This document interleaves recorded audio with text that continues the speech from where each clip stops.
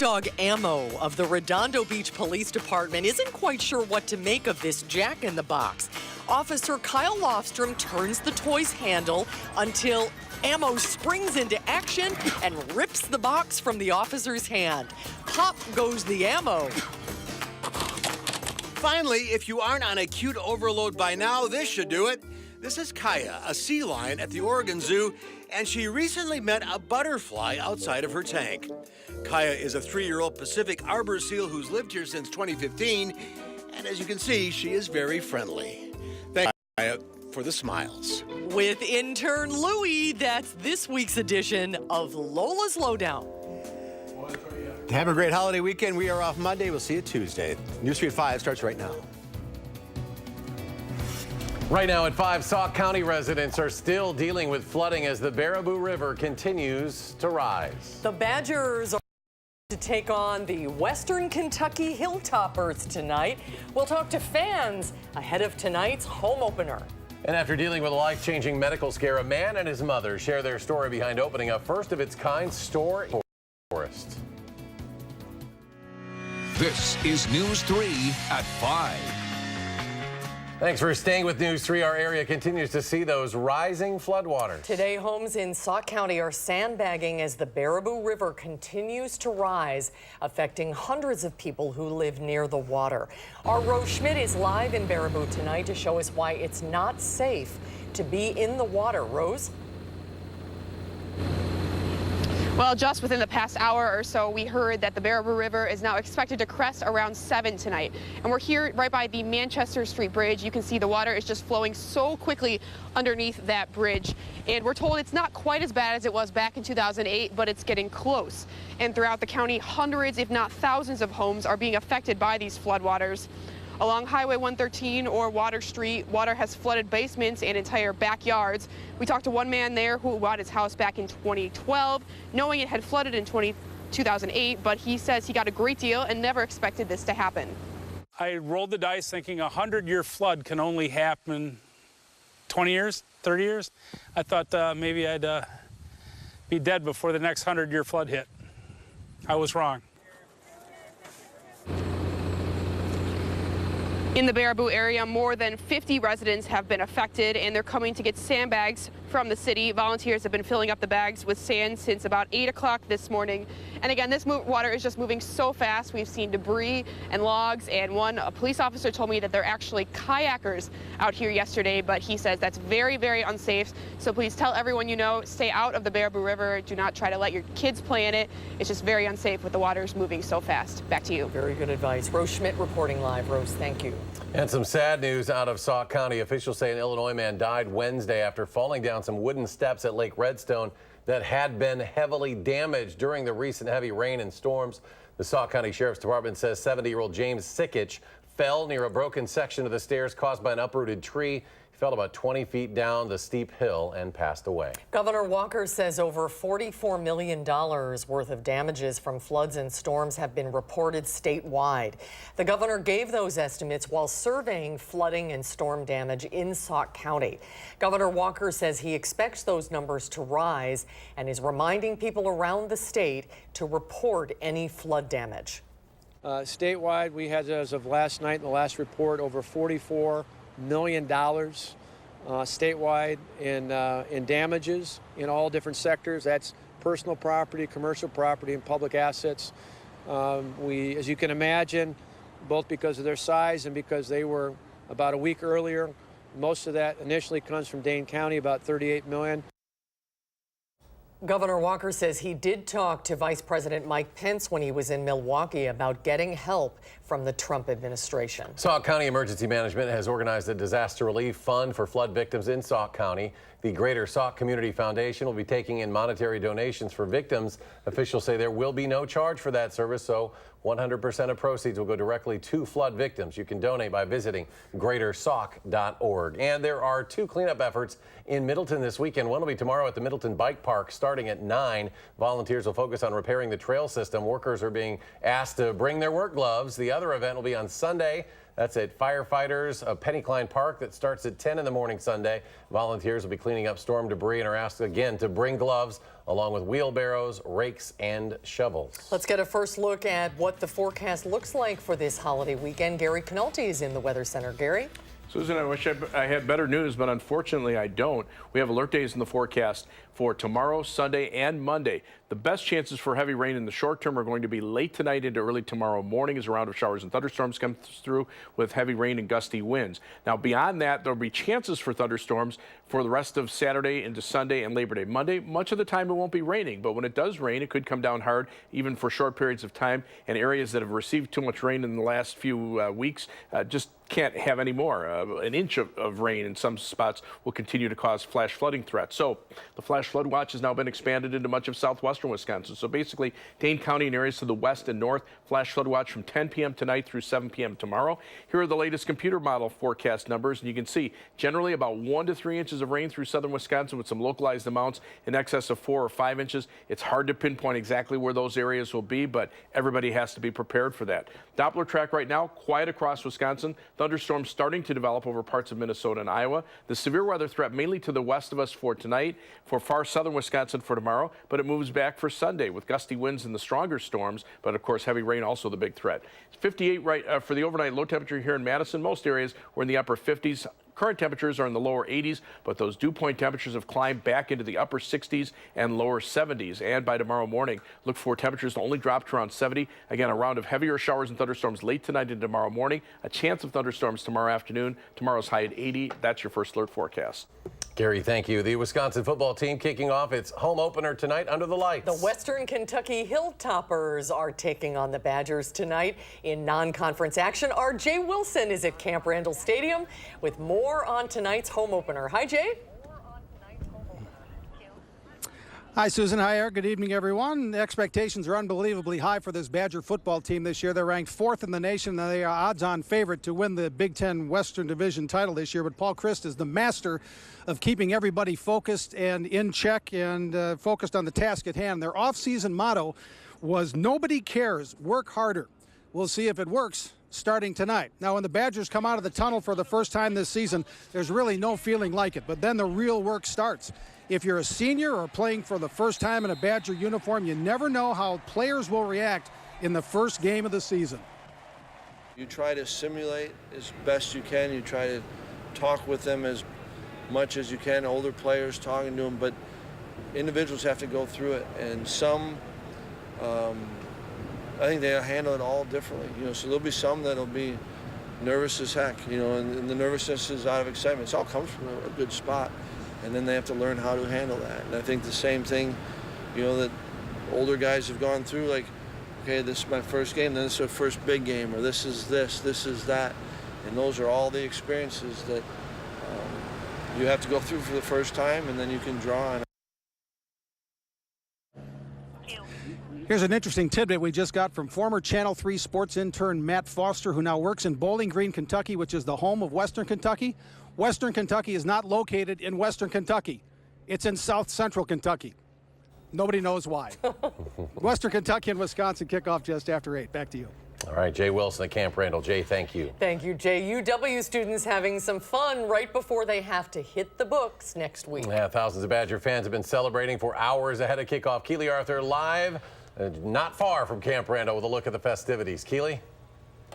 That's right, I'm on Breeze Street. I've been coming to these games since I was a freshman here, which unfortunately was quite some time ago. It's always fun, always very exciting, but with the Badgers ranked 4th in the nation, fresh off that Sports Illustrated cover, things just feel a little different. And those current students here feel it too. Many up early, setting up for some epic tailgating. And you'd think by living across the street from Camp Randall, you wouldn't really have to have a ticket for inside the stadium, but they say that is not the case. Oh yeah, I mean, if you're not in it, it sucks because you'll hear the roar of the crowd and you're stuck in the house. Now I asked the students, do you think that this is the year the Badgers can go all the way? And I'm going to say they were pretty cautiously optimistic. They say our home schedule, no problem, they're going to do it here, but away might present some challenges. Hopefully tonight, though, some very happy Badgers by the end of it all. Back to you. All right, veteran Badger fan and alum Keely Arthur on Breeze Terrace. Keely. Representing. Thank you. And just a reminder for those fans heading to the game tonight, last year's clear bag policy remains in effect. All bags have to be smaller than 12 inches by 12 inches, and you have to be able to see through that bag. And with a chance of showers in the forecast tonight, a reminder, fans are not allowed to bring umbrellas into Camp Randall Stadium. New tonight at 5, CBD oil is a popular commodity here in Wisconsin with many medical benefits. More people are using it with and without traces of THC in it. Our Jamie Perez spoke with a man who's opening the first CBD oil shop in DeForest after his mom went through a medical scare that compelled him to start a new chapter in his life of helping others. This story starts in the ICU. They told me I had a huge brain mass. A brain tumor struck Carrie Dorn by surprise earlier this year. My vision started going. I couldn't talk. I was slurring. She had her first seizure on July 13th. Seizures at those times were lasting about 40 minutes. Her son has been there to watch all of it. I was freaked out. I don't even know if words can describe getting a phone call saying that, you know, your mom was rushed to intensive care. Carrie took anti-seizure medication, but every time the effects stopped working, she was prescribed the next highest dose. But her seizures still came regularly. Shane suggested CBD oil, at the time not really knowing much about it, but he did know something had to change. Carrie was skeptical at first. I'm like, I'm not sure. Then she tried it. I have been seizure-free for a month. Seizure-free. Hearing that, seeing that was enough. That was really all I needed. Seeing the life-changing effects it had on his own mom, Shane just opened the first CBD oil store in DeForest this week. So far, it's been, in his words, incredible. Almost seems unnatural how positive the reaction is from everybody. And I don't know that I could think of a better work environment than, you know, making other people happy and almost changing their lives. That, I guess, is probably what intrigues me the most about it. It is intriguing. In fact, it's still a topic that's a bit unexplored. But if you ask Carrie... It doesn't make you high. It doesn't make you feel weird, you know, or anything. You feel like a normal person, and once the effects start getting into you, you can actually go about and enjoy your life. In DeForest, Jamie Perez, WISC News 3. If you're interested in knowing more about CBD oil, Shane has a store in DeForest, a sister store in Portage. They say for those unfamiliar with the product, they do offer free samples so you know exactly what you're getting. Thousands of us are expected to travel over the Labor Day holiday weekend, and AAA is offering some safety reminders. Partnering with Budweiser, AAA's Tow and Go program offers drivers a way to celebrate the holidays safely and to get home if they've had a little too much to drink. Anytime from now until 6 a.m. on Tuesday morning, you can call representatives with the program who will tow your car to a safe location and make sure that you get home safely. The number for the program is on your screen. It's 1-855-286-9246. There is more to come on News 3 at 5. Up next, friends and family gather to remember the Queen of Soul, what former President Bill Clinton said today about Aretha Franklin's legacy. And people are honoring Arizona Senator John McCain, who is lying in state in the U.S. Capitol Rotunda. And closing the month on Wall Street, the Dow lost 22 points. NASDAQ and S&P 500 were up as all three major indices saw their biggest August gains in 4 years. We'll be right back.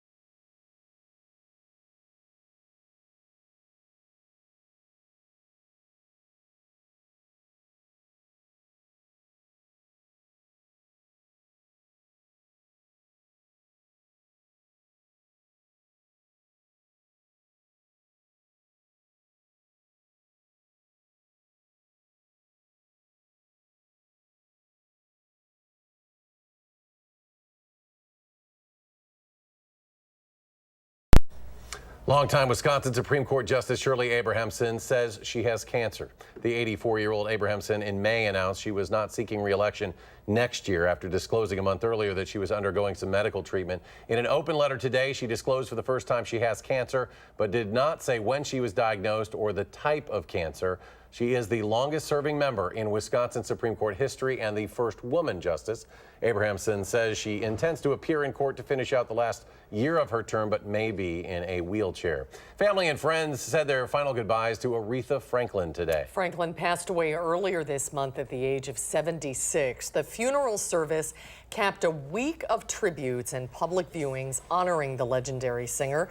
Today's special tribute featured some of entertainment's biggest names, including Ariana Grande, Faith Hill, and Smokey Robinson. Former President Bill Clinton shared his memories. That the secret of her greatness was she took this massive talent and this perfect culture that raised her and decided to be the composer of her own life song. What a song it turned out to be.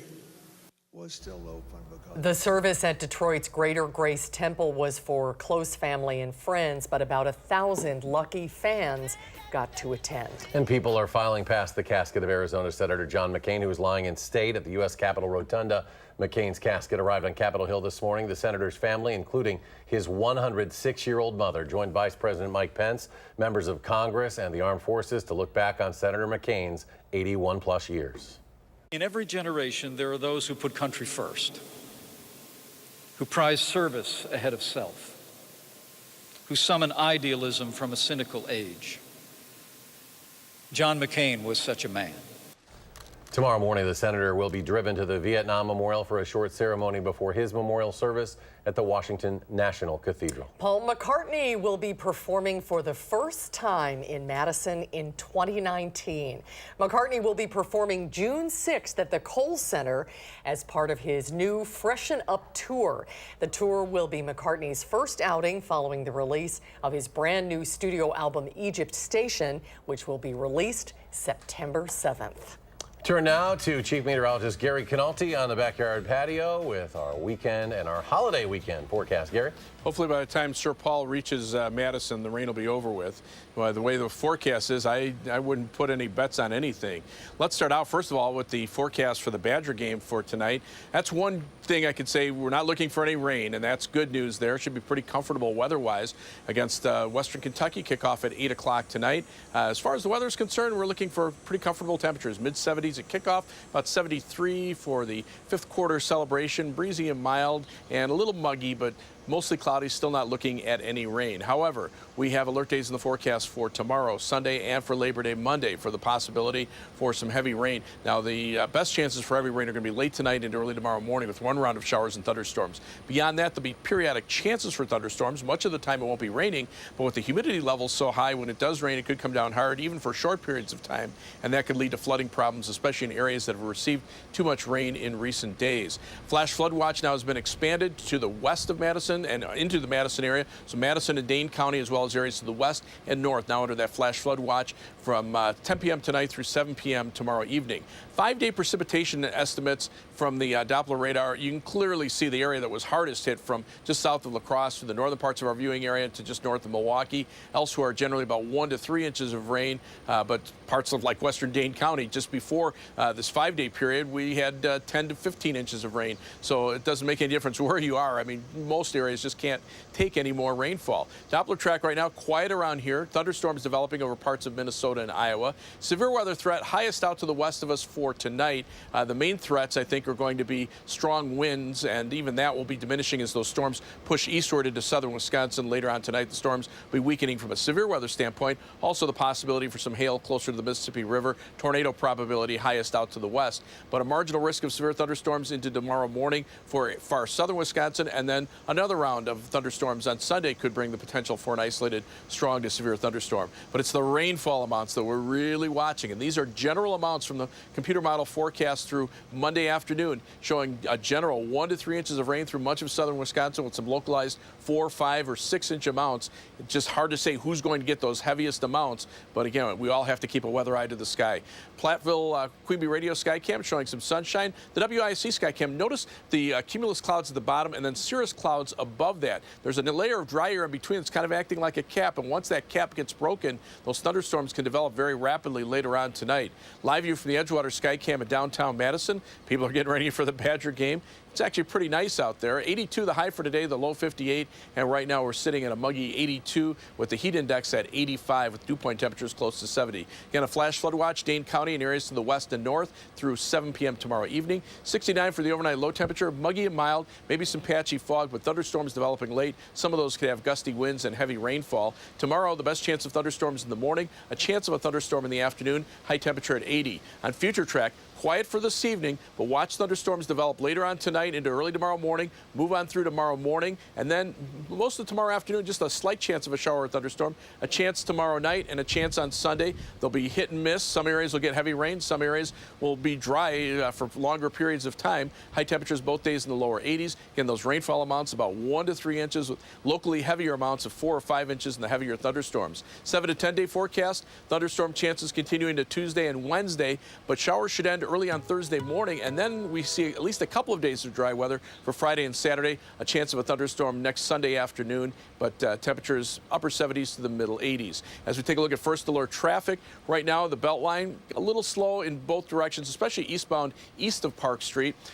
Downtown, you can see traffic already starting to pick up on University Avenue, Regent Street, and Park Street heading toward Camp Randall Stadium. Otherwise, the Beltline pretty slow in the eastbound direction from the interstate where there was an accident earlier all the way back to Park Street.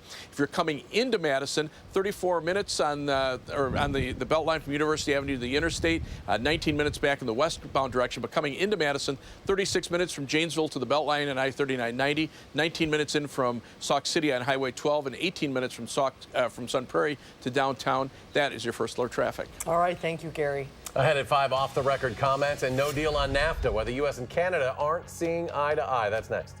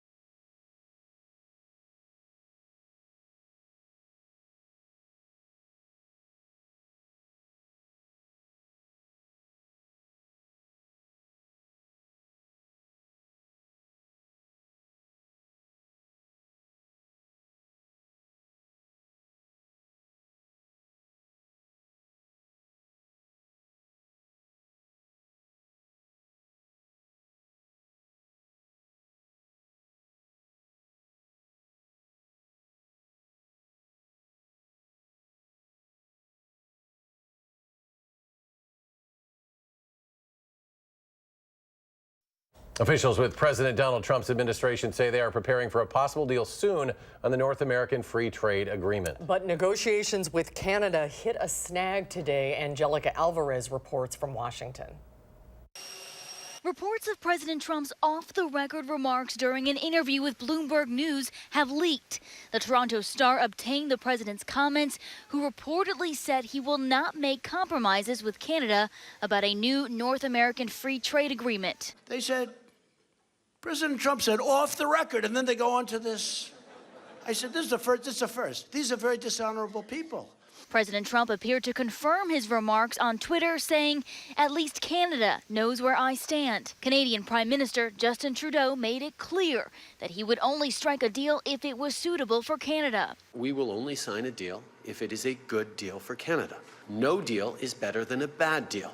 The United States and Mexico have already reached a bilateral deal on NAFTA. The president has threatened more tariffs if Canada doesn't come to an agreement. If we don't make a deal with Canada, that's just fine, but we'll see how it all works out. I say affectionately, we'll just have to tariff those cars coming in. Friday was the self-imposed deadline the Trump administration made for reaching a new NAFTA deal. Negotiations between the U.S. and Canada are expected to resume next week. Angelica Alvarez, CBS News, Washington. And stay with us. We'll have another check of the forecast when we return.